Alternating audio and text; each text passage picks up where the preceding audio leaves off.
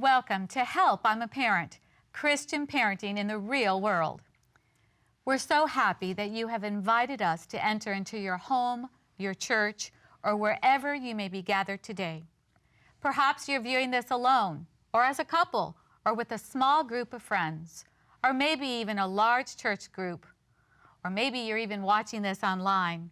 Wherever you are, we're just delighted that you have joined us on this program. We're your hosts, Drs. Claudio and Pamela Consuegra. Together we serve as the Directors of Family Ministries for the North American Division of the Seventh-day Adventist Church. We believe that the most important role you will ever play is being a parent to your child. God has entrusted you with a treasure more precious than anything you could ever have owned. Throughout this series, we have looked at ways to help our children make Jesus their best friend, ways to deal with the continuous onslaught of media, ways to help our children make good health choices, and other topics as well. But the challenges that your 2-year-old may throw at you today are different than the 3-year-old of tomorrow. How can you possibly keep up? Well, today we're going to be looking at continuing our parenting journey.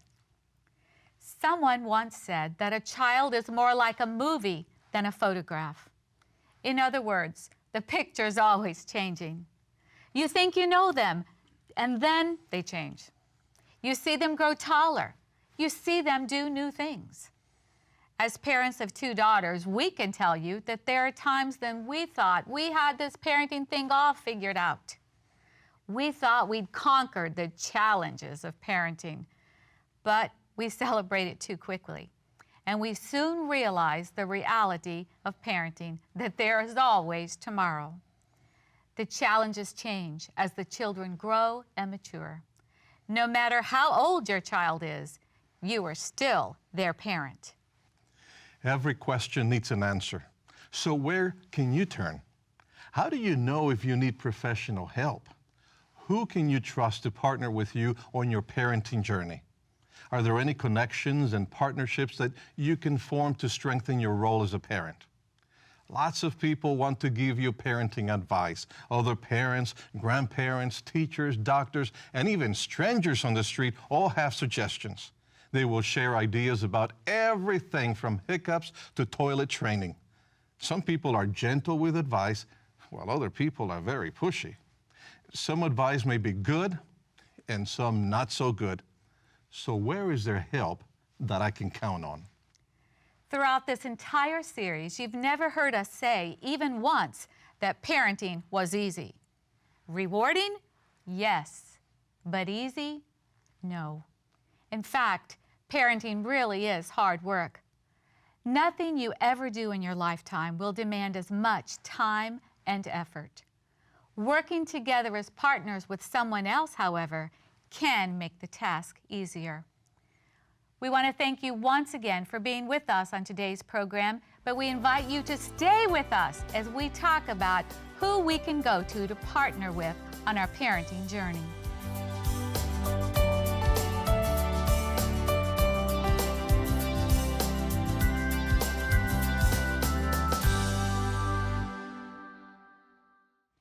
Today we're going to be discussing parenting partnerships. Where can you go when you need help? We have special guests today who will introduce us to some existing resources and help us think about finding trusted parenting partners.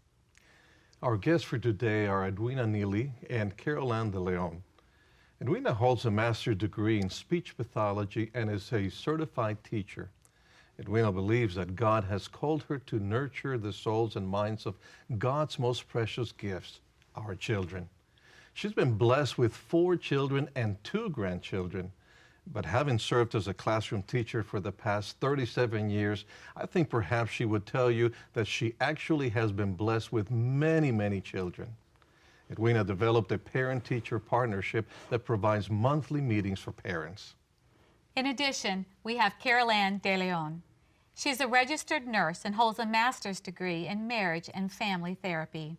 She's in the process of completing her doctoral degree, but then she decided to accept a higher calling to raise and educate their 2 children, Zachary and Jonathan. But now that her children are adults, she's once again working to complete her PhD in pastoral counseling. Carol Ann and her husband are the founders and speakers of Tu Familia Primero, a bilingual ministry focused on helping couples and families to live their God-given potential for happiness, purpose, and mission. Edwina and Carol Ann, thank you for being with us. We welcome you to this today. Thank you. We're delighted to have you here. Before we begin, though, we want to show you a video of a young mother, and so we can learn the challenges that she may be facing, and maybe we can answer some of those challenges. So just when I think I have it all under control, here comes a new challenge, a new question, something I didn't think about. Here comes Eve or Terry asking me, well, Mommy, what do you think about this? So, Mommy, what do you think about that?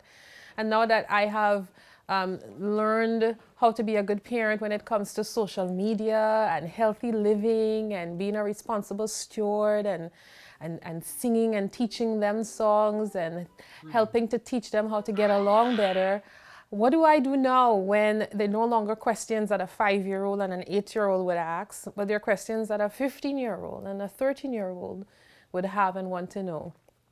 That's what I am scared about tomorrow, because I don't have all the answers and I don't know who is there to guide me. Is there someone that can give me advice and help and mentoring right when I need it?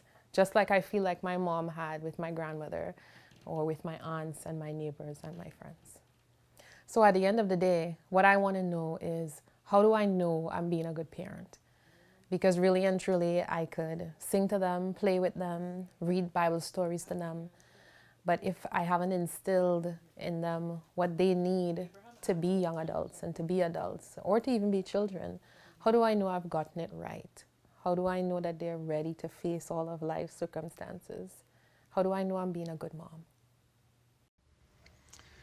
That is a tough question. How do I know I'm being a good parent?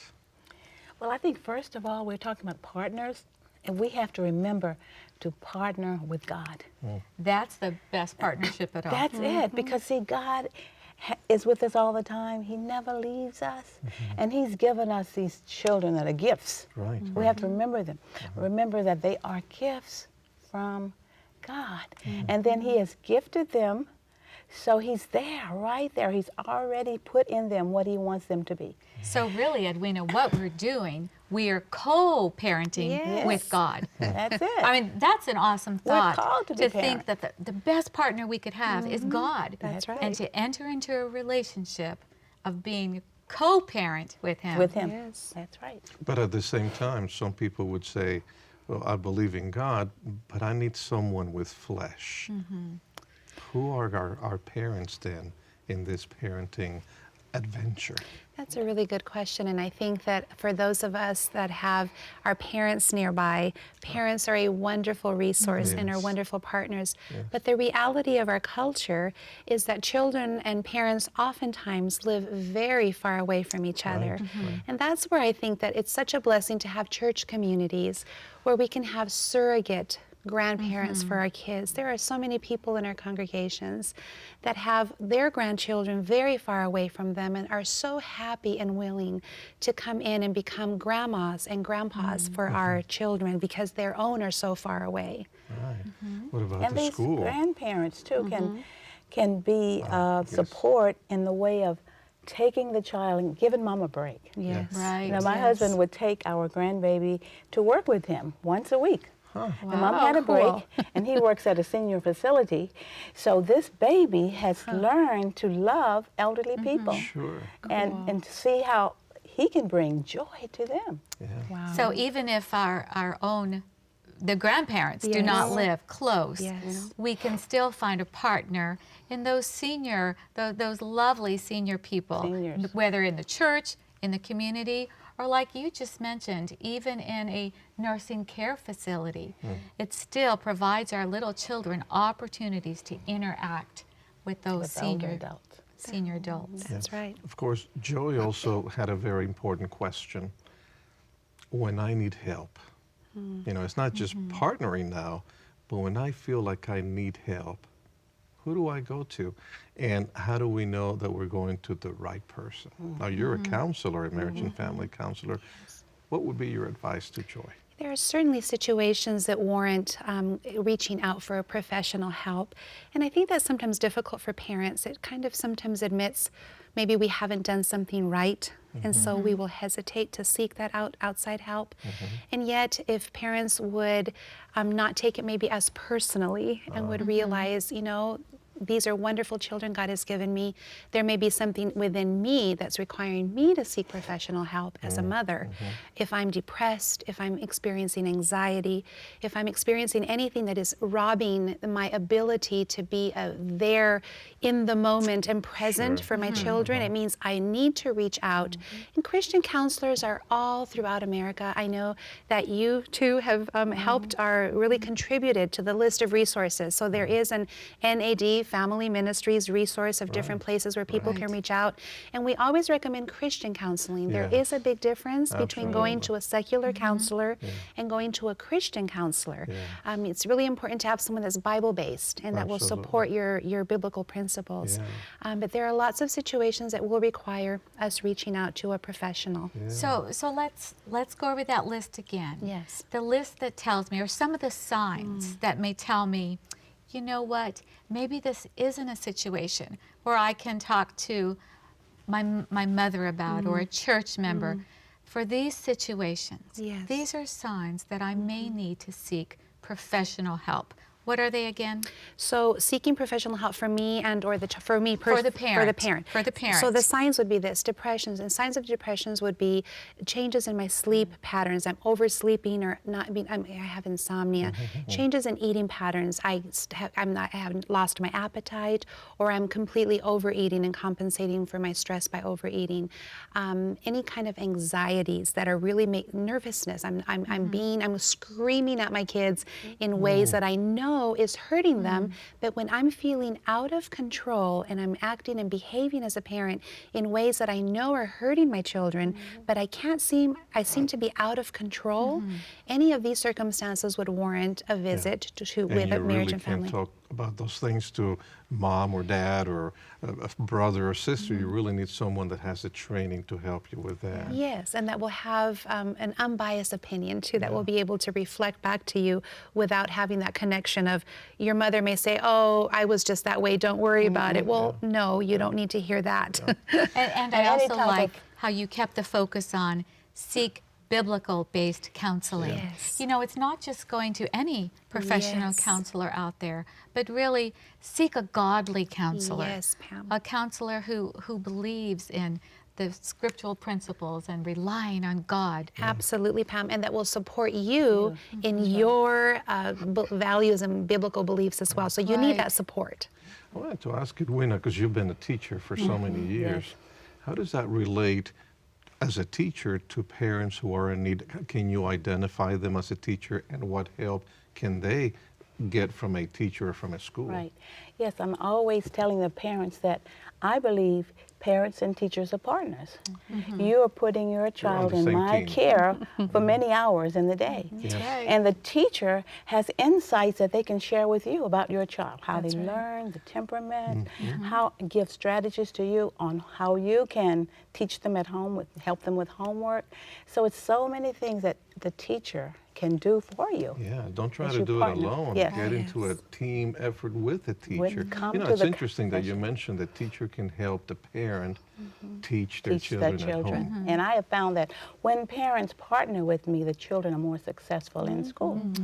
We're working together to make sure they are successful. And even in this young age, because this series is for children birth to age 7. Right. So even in age 7, at the upper end where we're talking about, we have children throughout the span who are in preschool, kindergarten, first grade. So we're still dealing with the ability, perhaps, for parents to have a partnering opportunity with the And come child's out teacher. to those parent-teacher conferences. Many parents don't, True. Your teacher is there to help you. You know, that's a key that you just mentioned. Be involved in the education of your children. Talk to your teacher. Those parent-teacher conferences, actually, if they're scheduled, make sure you're there. Absolutely. But even if they're not scheduled, You can schedule one.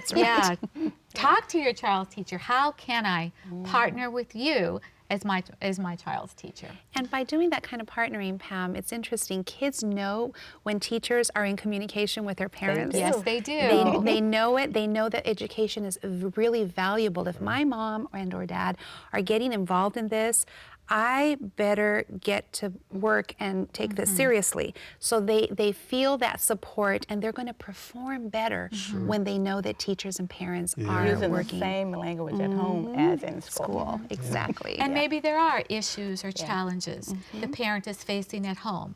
Maybe there's been the death of a loved one or even the death of a beloved pet. Yes. And so the parent communicating that with the teacher Yes. will just help both of you to be on the same page as you help the child deal with that issue. So true.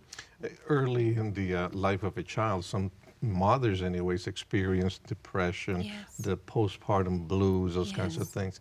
So in the last few seconds that we have, what would you be able to tell them in 2 or 3 things, 2 or 3 steps to those mothers that are experiencing that? Well, number one, it's so important for a mother to get treated. Why? Because a mother's depression, all the studies are showing that depressed mothers are depressing their children. There's more and more evidence that children are going through years of undiagnosed depression. And interesting that children will not do depression like their adult mother will do it. Children will typically be angrier, defiant, agitated, sensitive, defiant. They're gonna do depression very differently. And unfortunately, when a parent sees a defiant, disobedient, angry child, So that would be the first of 3 you said. Yes. We're going to take a break, and then when we come back, you can tell us the other 2 things that a parent can do. awesome. You can probably already tell that we will not be able to cover every area, every concern, or every question you may have with one single parenting resource. Parenting will continue to produce new challenges and questions every day. As our children grow and change, so do the parenting challenges. And therefore, our goal is to continue this conversation with you as parents by providing you with up-to-date resources and parenting tools. We will do this online via our parenting website. There you will find out about any updates to these materials, and in addition, you can receive downloadable resources on a regular basis. You may also ask any unanswered questions, subscribe to an electronic newsletter, read a blog just for parents, and much, much more. Again, the website is www.helpimaparent.org. We also have a Facebook page and group where we post daily resources. So look us up, Help I'm a Parent, there in Facebook.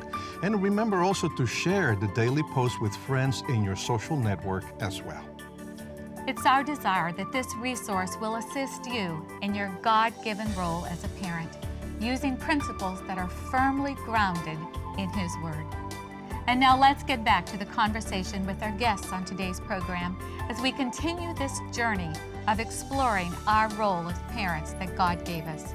May you be blessed today as you take on one of life's most rewarding tasks, that of raising your child to be a disciple of Jesus Christ. Well, we want to continue the conversation that we started before the break.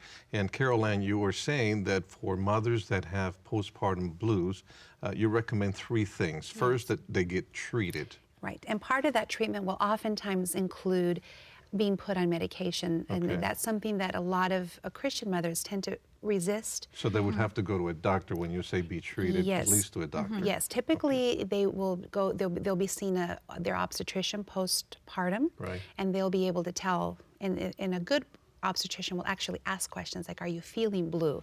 At their first visits after they have their baby, they should be asking these questions. But if they're not, it's very important for a mother to be able to admit out loud, especially to her healthcare professional, that she's feeling not herself, that she's feeling blue, that she's maybe a lot of times mothers will start thinking ugly thoughts, things that they would have never thought, things they want to do that they would have never thought of doing.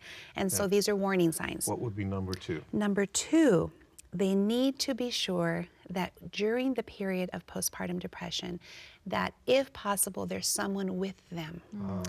It's really important that depressed mothers, when you leave them alone at home with their baby, the burden of having to care for a newborn that's requiring every 2-hour feedings and changings, it's so overwhelming when you're feeling depressed that it's very important that they partner with their mother, somebody from the church. I mean, they have to reach out. They must find a partner to help them through that slump until they can start taking medication and until their neurotransmitters are back in balance again. Be treated, find someone to help you through this difficult time. Absolutely. And then And thirdly, I'm going to recommend that there's groups out there for mothers with postpartum depression. So feeling that she can connect to other mothers who are going through what she's going through is a tremendous they partnership. can identify with each other's struggles. Yes, Yeah. and that will help her form just friendships with other new moms. So it will develop into, a little MOPS, group where just mothers that have little ones like her that are experiencing what they're going through is another incredible partnership that a depressed Good mom can ideas there, form. yeah. So, Carol Ann, we've talked about the signs that we need to look for in ourselves Yes. as parents, Yes. that we need professional help. But what about our children? Even now, young children Yes. display signs and symptoms that Yes. professional help is needed. You probably see that with So- the I see teacher. that. So, And as a like- teacher and Yes. as a counselor, Yes. what are those signs that we need to look for? Yes. Yeah, in the classroom, I can see the behavior of the children change. The behavior change. The behavior change. So, something They- that's normal behavior Yes. all of a sudden It just changes. stands out. And I had one little boy, he became so sad. And I had to talk to the mom, and she told me that, something had happened, they had separated. So that's one of the really key things. If you see a big switch in the way this child is behaving in class, that's a sign right there. Are there times when you can see the child's behavior has changed, but the parent has not realized There are that? times they say, "Oh, thanks for telling me," And I say, "You want to get help." Yes. I always encourage them to get And help. there again, once again, that's the importance of Yes. partnering with the With the teacher, teacher. of Absolutely. making sure you have a good relationship with whoever that child's, whether it's a babysitter actually, a preschool teacher, or a classroom teacher, that you establish that partnership with whoever else, joins you in the caregiving role of your child. Absolutely. And I just wanted to add, Pam, that depressed kids typically don't always look sad. They will Okay. oftentimes become aggressive, hostile, disobedient, Angry, defiant, tantruming. So That's why I they said will behavior, will yeah. do those kinds of behaviors when indeed they're feeling sad Yeah. and yeah. depressed. It's a way of getting attention. It's just that it's negative attention. Yes. They're seeking positive Yes, attention, but at least that's their way of crying for help. Absolutely. But I think perhaps the biggest hurdle to overcome, whether I need professional help as a parent or whether I need to seek professional help for my child, the biggest hurdle is, this means I'm not a good parent. Yes. This means I'm Yes. not doing my good I'm failing. job. I have failed as a parent. Yes. So how do I deal with that? How do I get beyond that and realize that seeking professional help is not a failure? Yes. Yeah, And I tell the parents too that as a parent, you want to be the best you can be. Yes. Think about it. If something happens to the car, you will get it fixed. Sure. So if something happens in your family, you're just being responsible and getting your family fixed. Get Amen. help. That's And right. it's okay. It's good. You're right. not embarrassed to take the car to the and you're not mechanic. embarrassed to take the car. Or we go to the dentist if we have a Yes, toothache. that's right. Or That's if a right. child has an ear infection, That's right. And it we is- will quickly seek. Yes. And it you is know. better to seek help rather than letting the family fall help. apart Yes. or the child need even more serious treatment later on. And we put it on God sometimes. Well, we'll pray about it. And I said, but if your Yes. car needs fixing, you might pray that you find the right mechanic for your car. That's That's very right. You're still true. going to You're go. still going to get some help. That's And so in this true. case, you're going to pray Pray. that God will lead Lead you, you to the to a person. godly counselor That's right. who will help you. That's But you're right. still going to Still seek gonna- that help. That Yes. is right. It's the most loving thing to do. That's right. And that's important, Carol Ann, It's the most loving thing. that you do most this loving out of thing. love. Love. Because you love your child and you want to be Yes. the best parent you can Yes. be, like you So said. now we have the partnership of the school or the teacher. What about the church? We haven't talked about that partnership. An incredible resource. I know in one of the churches in our conference currently, they've started a parent prayer, phone-in prayer weekly. Can you imagine the beauty of that? Talk to us about that because that's a great practical idea. It's a practical idea. Anyone can start one. So it's a call-in prayer, pray for your children hotline, if you will, and they pray let's say every Wednesday night at 9 p.m. after the kids are in bed, and they'll have an hour session. And anyone that wants to phone in and be part of that, the goal and the purpose is to pray for the children. And I think that's so powerful because there is power in prayer, and we forget that. And so, if there's nothing like that going on in your congregation, why not? And you see a need, why not start one? Right. And you know what that does? Uh-huh. Because if you have, even if that's a great idea because sometimes I think if I don't have time, I can't go meet my prayer You don't have to partner. get into your car But and you go know what? anywhere. Because I'm a busy parent. Yes. I am, my child may be in bed. Yes. I can pick up the phone and pray with Isn't that somebody cool? on phone. Yes. That's an awesome idea. You don't have to even leave your house Exactly. to partner with someone else in parenting. Exactly. And of course, if I happen to be, I'm still thinking of the mother with postpartum blues or with the little toddler.